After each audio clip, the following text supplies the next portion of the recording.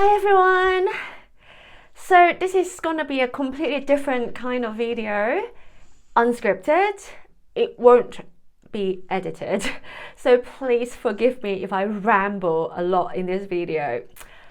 So why am I making this video now?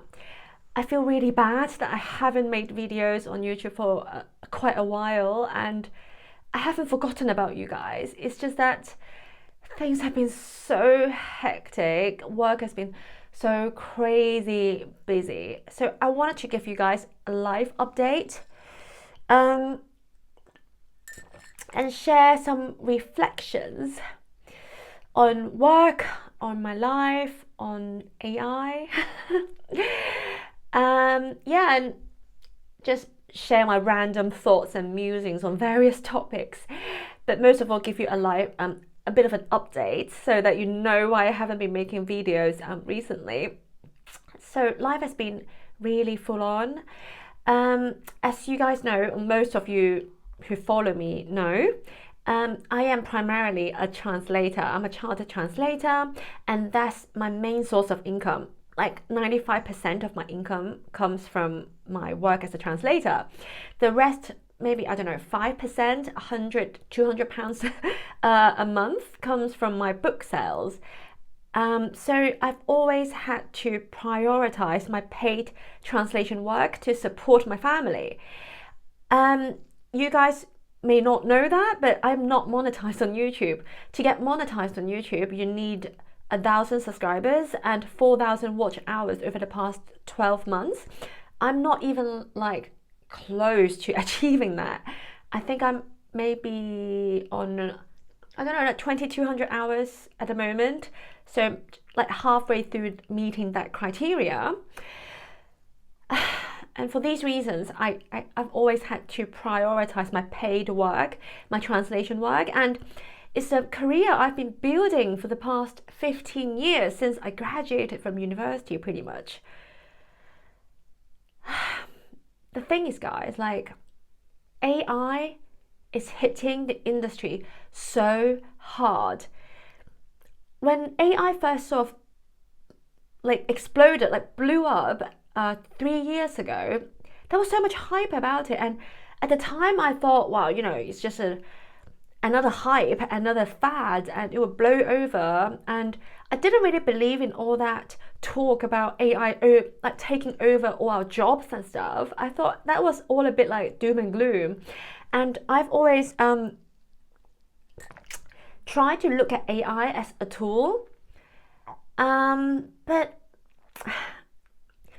some circumstances and things I've seen in my own life around me, things happening to myself and those I actually know, are shifting my views on this. Let me give you some examples. So, okay, I mentioned that work has been super busy. I'll tell you why. That's not the full picture. So up until maybe the summer, I was very lucky in a sense that I got to a place where I could do maybe 2-3 hours of translation work a day and meet my needs, my financial goals for our family. And that allowed me to dedicate quite a lot of time to YouTube and content creation. But things really slowed down over the summer, and I gained a new client, which I was grateful about because work was very slow. I gained a new client and I have a huge volume of work as a result of that. But on the other hand, it's not so great because they don't pay that well. They expect a lot. And it's not a very sort of fulfilling type of work. Whereas more recently, something hit me quite hard. I lost a really valuable project because the end client has decided to go with this AI solution, AI translation solution, which would save them heaps of money. I sort of saw it coming in a way. I just didn't think it would come so soon because these end clients are like big multinational companies, And I thought that in the grand scheme of things, for them, whatever money they were spending on translation would be such, a small, like insignificant amounts, right? For these big international companies. And what I was doing for them was basically translating whistleblower report. Where am I meant to look? Here, okay. Whistleblower reports. So employees could voice their concerns about issues at work, either via written messages or like voice recordings. And I really enjoy that work because it's the kind of work that feels, at least to an extent, meaningful, right? I felt like I was giving voice to people who don't have a voice within these big international corporations, like cogs in a machine, so to speak. And that felt kind of fulfilling, and it was nice work and well-paid work, and I had a good relationship with the agency that I worked with. And it's been a good run, 5 years and counting, but now it's come to an end. And it's reflective of like much wider, broader trends in my industry and other industries. Okay, let's confine ourselves to the translation industry for now. I have friends who have been in-house translators for a big company in the UK for like 10 years plus. They've been made redundant. So while a few years ago I was a little bit blasé about AI taking our jobs, now my view has shifted. Like, it's no longer a matter of if, it's when, and it's happening much quicker than anyone could have anticipated. It's really scary. And also, so finding out about that contract ending with the translation agency for the whistleblower job project, that made me like do a lot of soul searching actually. Like, where do I see my career going? Like, where do I see it going moving forward, right, in the future?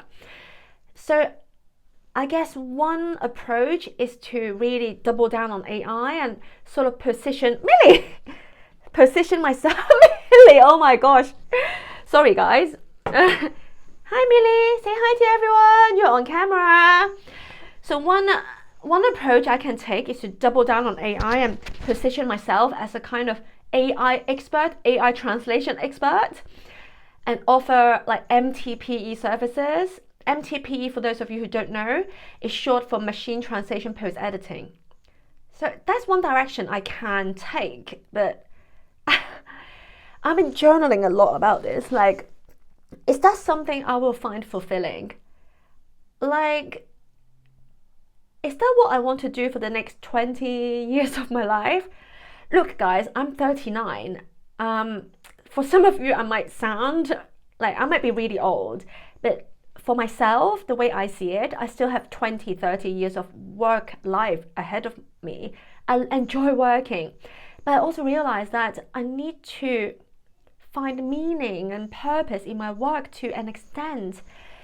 And working for this new client over the summer, since the summer, has been kind of a bit soul destroying for me, because it's basically editing, mostly editing, machine translated, machine written, AI generated marketing reports for this big corporation.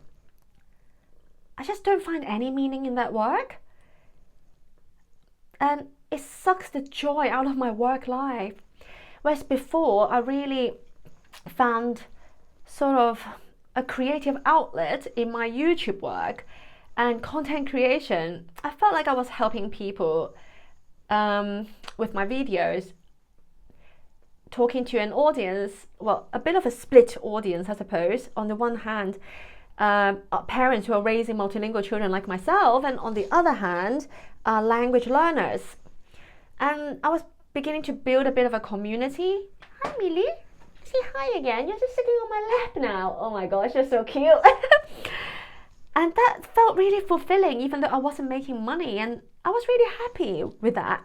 But this new client is leaving me with no time to do any content creation work, and it's making me feel really miserable. So I've decided that actually, no matter how busy my translation work gets, I need to, for my own mental health, for my soul, I need to carve out time to do YouTube videos and connect with people online and do something meaningful with my time. Because if I just carry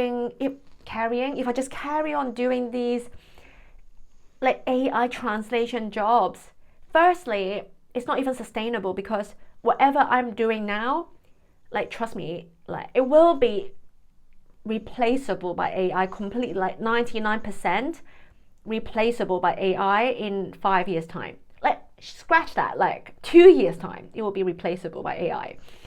So I cannot stay on this path. I can't stay on this path even from a pragmatic point of view. I will not be able to support my family in 2 years time doing what I do now. So even from a pragmatic point of view, I need to pivot. So one pivot is to double down on YouTube, on content creation, and hope that maybe I will get monetized one day on YouTube, and maybe explore other monetization avenues. So that's one angle. Another angle is to make a complete like career change, pivot. Like, I've been a translator for 15 years, but that doesn't mean I have to be a translator forever, right? Like, that doesn't have to be my identity, I suppose. And then what can I do? I guess I will have to figure that out. And another thing I've been thinking about a lot is, what does that mean for my children? They are only 7 and 9 right now. And I mean, for myself, I will sort myself out. Like, I can find a way through this somehow. I'm not too proud to, like, go work in a cafe or stack shelves in a supermarket if it ever comes to that. Although, well, I don't think it will come to that. I think I can do other things. But that's always an option. For my children, what will the future look like? On the one hand, maybe there's no point thinking that far ahead, because they won't be entering the workforce for another, I don't know, like 9-10 years maybe, and maybe closer to 20 years, 20 years, let's say. No, my math is completely off. So 7 and 9, if they go to uni, then my son will be out of uni in 12 years? So 12 years, yeah. Look, 3 years ago, no one could have foreseen where we are now, right? So there's literally no point trying to imagine what the world at large will be like in 12 years' time. So I guess the best we can do is to equip them with the right skills. But beyond that, I don't think even skills are the thing we need to focus on, because we don't know what skills will be in demand. So my thinking, I guess, has shifted more towards like giving my children the right values, equipping them with the right values. Because the way things are now, geez, let me take a sip of tea. It's really good, by the way. It's a shortbread flavored tea from Marks and Spencer.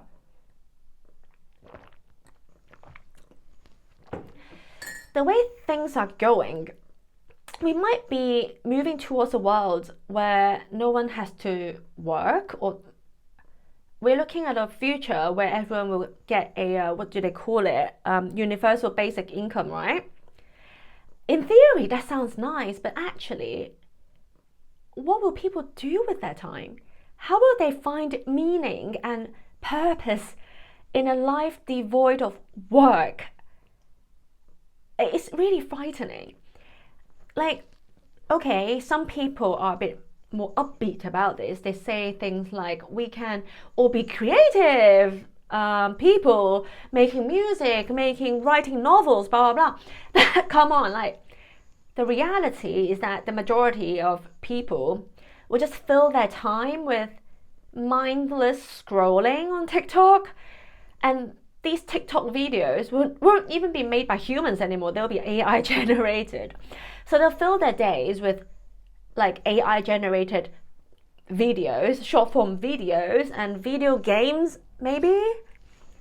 What kind of life would that be? I just thinking about it just blows my mind. It really blows my mind and makes me really sad. And I really don't want my children to live in a future like that. So I'm getting quite emotional just thinking about this. Like, that's a dystopian future that just completely blows my mind. So the way I see it is that we need to equip our children with the right values. What are the right values? In my view, these values are things like self-reliance, helping other people, service to others. So even if they get a universal basic income, like they can fill their time with meaningful activities like helping others, helping animals, helping the world. I don't know, but there needs to be meaning and purpose in a world like that. And it's our job as parents to help steer them towards those activities, meaningful activities. And right now, like my husband and I, we are still very focused on raising them to be trilingual. Not that I think they will necessarily use those language skills, but we do think that it fosters a sort of more open-minded mindset. And for us, that's important. And I think there's a good chance, like more than a fair chance, that they might want to leave the UK at some point and move to another country. And being multilingual might help them feel a bit more confident doing that. Guys, I don't know. Actually, I don't really know the purpose of this video other than to give you a live update for those of you who care, who follow this channel, and to rant, I suppose, and to share some of my unfiltered thoughts and reflections on AI and how the world is being transformed by AI. Look, we can't turn back the tide of technology, I suppose. I certainly can't, but all we can do is to try to equip our children, equip ourselves to survive and hopefully thrive in this world, in this new world. And look, guys, in the future, I hope that YouTube will be a way for me to survive and thrive in this new world. And I really want to serve you guys, my audience, in any way that I can with my content. So please share in the comments below what content you would like to see from me. Are you following me for Cantonese related content, Chinese culture stuff, tips on how to raise multilingual children, more general parenting tips, insights, that kind of stuff? Mac, if you're watching this video, I want you to know that I have been reading the Hunter-Gatherer parent book that you told me about. I love it so much. I will make a video on it at some point. Thank you so much. Like, I want to build a community on this channel because I feel like in an AI world, we want that human connection, that sense of community and helping one another out. So guys, I'll be going to Japan soon with my children. Really excited about that. I really hope to start making more content more consistently after our Japan trip. And yeah, so thank you for watching this video. I hope I didn't ramble too much. Completely unscripted, unfiltered. It will be unedited. Thank you guys. I love you all so much. Thank you for supporting my channel. I hope to see you again soon. Bye. Millie, say bye. Bye.